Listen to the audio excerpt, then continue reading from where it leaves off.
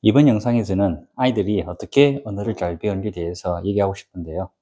보통 어른들 입장에서는 어른들이 이 언어를 배우듯이 아이들도 그 언어 교재를 보면서 잘 배울 수 있을 거라고 생각합니다. 그래서 뭐 교재를 준비해서 아이들에게 그 교재 중심적으로 언어를 가르치려 하죠. 대다수 부모님들이 이런 방식을 택합니다. 학습지를 구매한다든지 학원에서 선생님이 원하는 대로 처음부터 알파벳이라든지 아니면 중국어로 하면 선조가 되겠죠. 이렇게 단어 중심적으로 해서 수업을 많이 진행하는데요.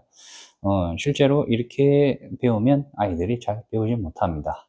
학습적으로 하는 것은 잘 배우지 못해요. 제가 일본에 있었을 때의 일이었습니다. 일본 가정에서 제가 며칠을 묵은 적이 있었어요. 그때 당시에 한국 아이들과 일본 아이들이 같이 있었습니다. 같이 놀게 하였죠. 한국 아이들 같은 경우는 일본어를 한마디도 할 줄 몰랐습니다. 그런데 1시간 지나고 나니까 놀라운 일이 벌어진 거죠.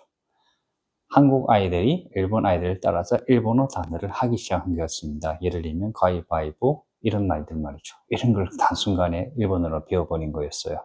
이게 무엇을 의미냐면 아이들은 자신이 그 직접적으로 그 언어를 사용하는 행동에 직접적으로 참여를 하게 될 때 빨리 배웁니다. 이런 얘기를 많이 들어보셨을 겁니다. 아이들은 언어를 아주 빨리 배운다고요. 그런데 아이들이 언어를 가장 잘 배우는 방법은 방금 일본 케이스를 말씀드렸듯이 아이들이 직접 그 언어를 사용하면서 생활 속에서 그 언어를 듣고 사용할 때입니다. 직접적으로 관여하는 거죠. 수동적으로 임하는 수업 방식에서는 아이들은 잘 배울 수 없습니다. 우리 시대 생각해 보죠. 우리가 영어를 학교에서 16년 이상 배웠습니다. 그렇죠? 그런데도 불구하고 대학교를 졸업했을 때 영어 한마디를 잘 못합니다. 마찬가지로 우리가 영어를 배웠을 때는 아주 수동적으로 배웠습니다. 읽기 위주, 그리고 문법 위주로 했기 때문이죠. 실제로 햄버거 가게에 가가지고 햄버거를 주문하면서 그게 필요한 표현을 우리가 배운 적이 없습니다. 그래서 10년 이상 실제로 영어를 배웠어도 햄버거 실제로 미국에 가서 햄버거 가게 앞에 섰다? 그러면 햄버거 주문을 어떻게 하지? 막혀버리고 맙니다. 한참 생각해야 되죠. 왜냐하면 우리가 생각하면서 배워왔기 때문입니다. 문법적인 것, 단어, 그리고 내가 한 말이 100% 맞는지 안 맞는지 말이죠. 그런데 우리가 그 말을 바로 처음으로 실제 현장에서 배웠다고 가정해보죠. 이런 경우에는 우리가 그 말을 바로 배우게 됩니다. 아이들도 마찬가지입니다.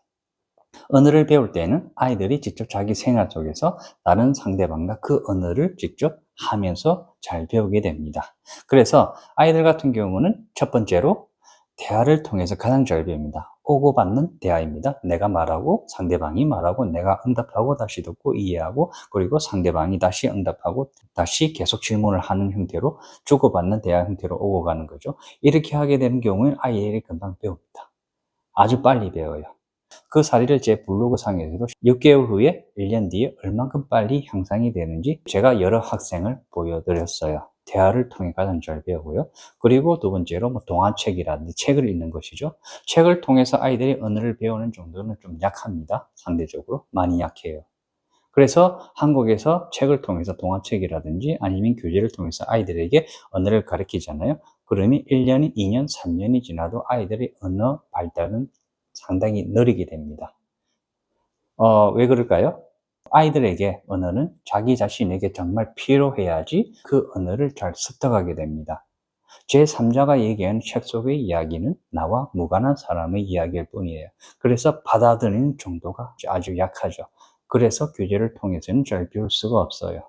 그런데 이런 형태로는 잘 배우지 못한다는 걸 어른들이 잘 이해를 못해요. 그래서 어떤 방법을 쓰느냐면 암기를 시키려 하죠. 한 번 배운 걸 다시 암기해야 돼. 복습해야 돼. 그리고 단어를 외우게 한단 말이죠. 물론 아이들도 이렇게 암기를 통해서 어느 상당한 부분까지는 배울 수는 있어요. 그런데 그게 정말 내가 사용해야 될 때는 쉽게 안 나오게 되죠.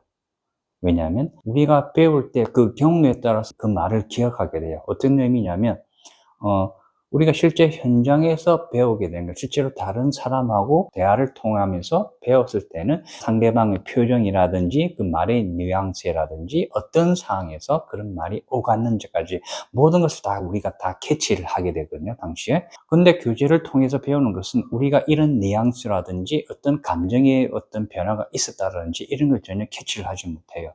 우리가 정말 배우는 정도가, 우리가 이해하는 정도가 상당히 낮아질 수밖에 없는 거죠. 무슨 소리인지 알겠죠? 왜 많은 사람들이 영화를 보면서 언어를 배우는 걸 선호하느냐면, 영화 속에서는 우리가 상당 부분 많이 이해할 수 있어요. 어느 외적으로도 말이죠. 그 상황에 따라서 우리가 이 상황에서는 이 말을 쓰는구나. 그런데 교재에서는 그 모든 상황을 다 묘사할 수가 없어요. 어느 정도의 의미만 담고 있단 말이죠. 정말 어떤 상황에서는 이 말을 써야 되는지 가끔 모를 때가 아주 많이 있단 말이죠. 이런 차이가 있습니다. 다시 정리하게 되면 이렇습니다. 아이들은 주고받는 대화를 통해서 가장 잘 배운다.